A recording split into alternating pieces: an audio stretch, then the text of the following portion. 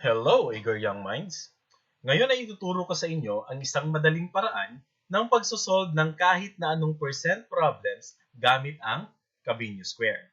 Okay, paano nga ba ito? At saan ba ginagamit ang Cabinho Square? Usually, kapag nagsosolve tayo ng mga percent problems, ay gumagamit tayo ng mga formulas.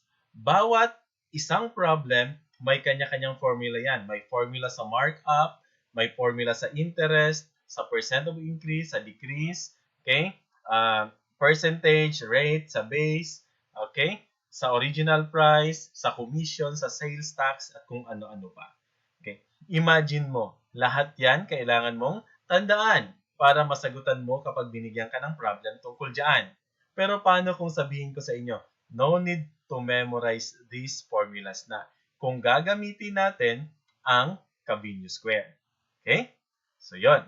So, ano ba yung Cabinho Square na yan? Okay, papakilala ko sa inyo, ito siya. Cabinho Square is an innovative strategy in using the concept of proportion to solve percent problems. So, itong Cabinho Square na to ay galing din lang to sa concept ng proportion. Nag-innovate lang kami para siya ay maging madaling maintindihan, madaling ma-visualize, at maging siyang applicable para sa lahat ng percent problems. Okay, tingnan natin kung anong nilalaman nito. Meron ditong R, which is the rate. Ang rate is the number compared to 100. Kaya yan ay rate and then 100. Okay? Number compared to 100. Usually, ang rate ay meron siyang percent sign or the word percent. Okay? Ganun lang yan. Kaya pag rate, meron niyang percent sign. Okay? Usually. And then, meron tayong percentage. Percentage represents the part of the whole. So, itong P na to, it represents parte ng kabuuan. Of course, syempre, meron tayong base. The base naman represents the whole. So, itong base na to ang nagre-represent ng kabuuan. Okay? So, ang 100, this is constant. Hindi po nagbabago yan. Okay. Sa Cabinho Square, ang gagamitin mo lang na operation ay dalawa. Multiplication and division. Ganun lagi. Multiplication and division. Mukhang mahirap, pero pag gamit tong 100 na to, which is a power of 10, madali po yan. Okay, tingnan natin ang halimbawa mo. Okay, let's try finding the percentage. I have here a problem. 3% of 8 is blank. Okay, using the Cabinho Square, eto na siya. So, 100 is constant. Alamin agad natin kung ano tong mga values na to. Okay, 3%, according to the definition, the rate has usually a percent sign or word. So, 3%, merong percent sign, ibig sabihin that is the rate. Ang rate nandito sa ibabaw ng 100. Okay.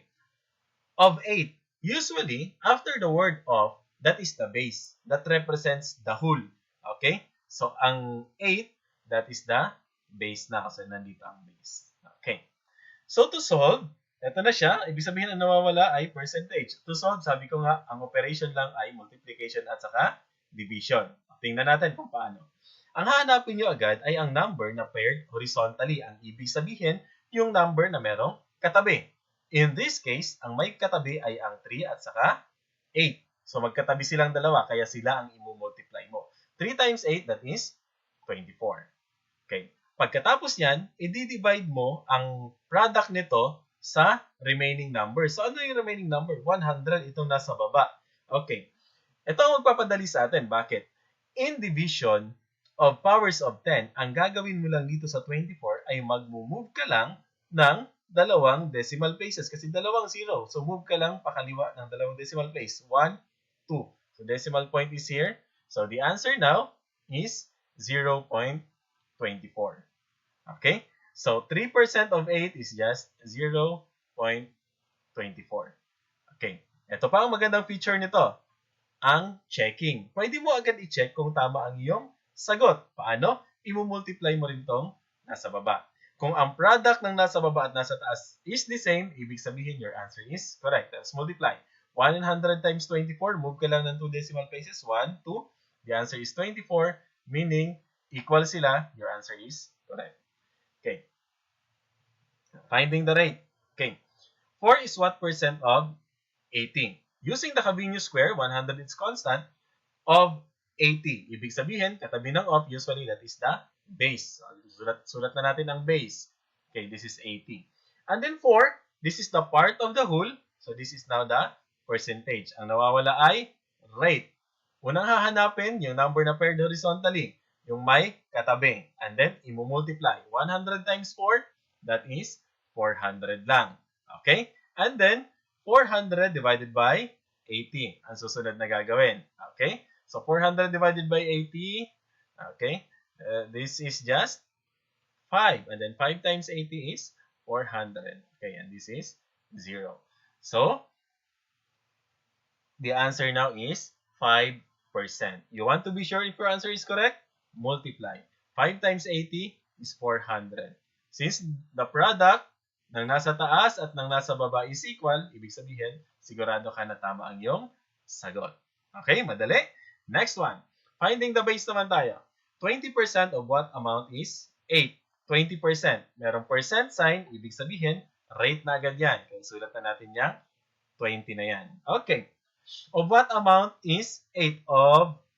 After ng of, wala. Ibig sabihin, ang nawawala ay ang base. Okay. So, ang 8 is the number that represents the part of the whole. So, nandito ang 8. Okay. So, ang nawawala natin ay base.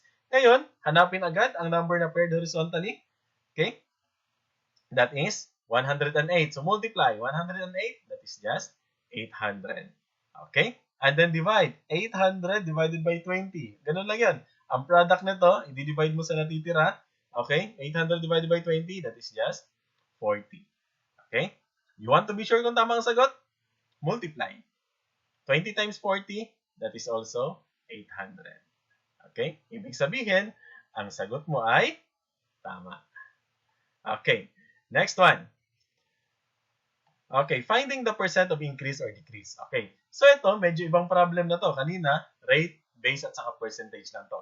Iniba lang po ng pangalan, pero the concept is the same. Okay, R is the percent of increase or decrease.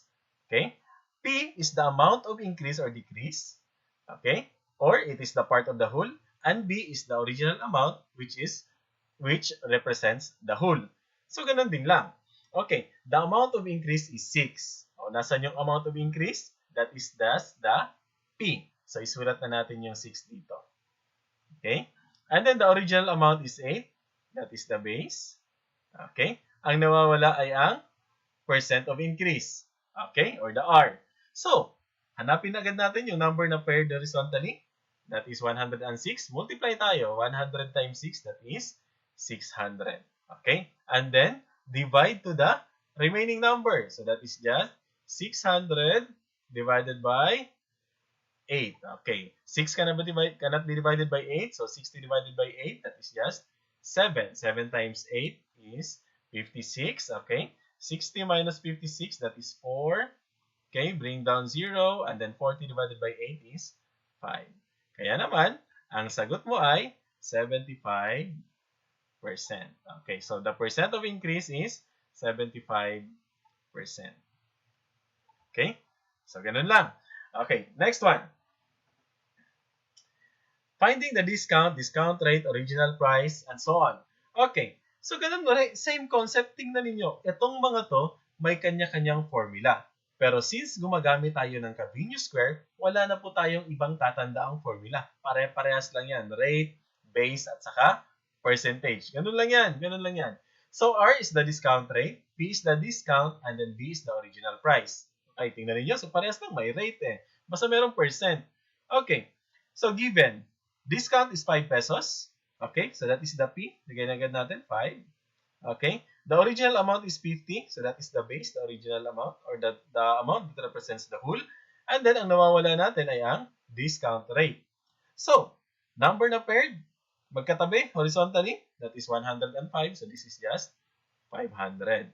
Okay, 100 times 5 is 500. And then, 500 divided by 50. Okay, that is just 10. You want to be sure? Kung tama ang sagot, multiply. 10 times 50 is 500 lang yan. Okay. Pag equal, ang product nila, ibig sabihin, your answer is correct. So, the answer now is 10%. Okay? So, ganun lang. Kasi ang hinahanap pag rate kasi, meron niya laging percent sign or ang word na percent. Okay? Let's take another example. finding the markup rate, and then the cost. Another problem, another formula sana to, pero dito, Cabineau square pa rin ang gagamitin natin. R is the markup rate, okay? P is the markup, and then B is the cost. Okay, ganun lang. Okay, given ang cost, that is 30 pesos. Okay, so that is the base. This is 30. Okay, and then the markup rate is 70%. Merong percent sign, ibig sabihin, rate agad yan. That is 70.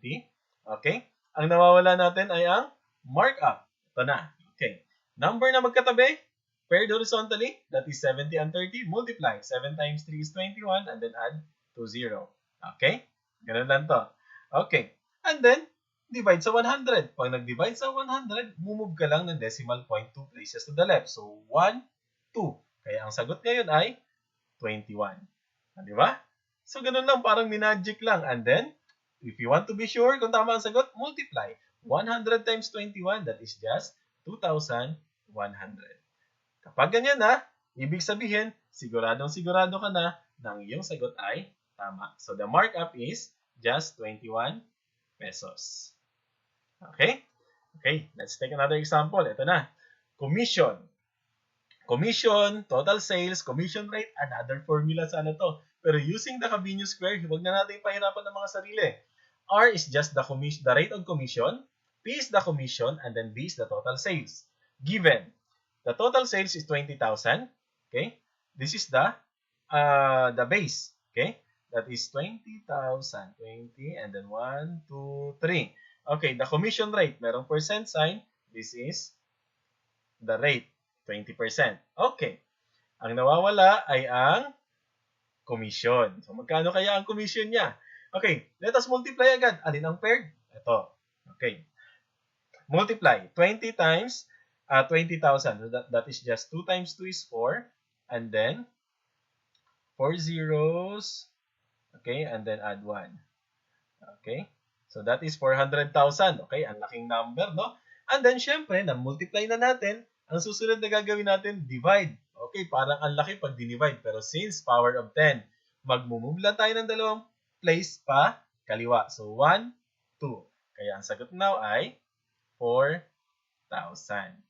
Okay, so the commission is just 4,000 pesos. Okay, so ganun lang. Okay, if you want to be sure that your answer is correct, multiply. Okay, 100 times 4,000, that is 4. And then, 1, 2, 3, 0. And then, dalawang 0, that is also 400,000. Kung equal yan dalawa, yung product, ibig sabihin, sigurado ka na tama ang iyong sagot. Okay? So, ganun lang. Okay.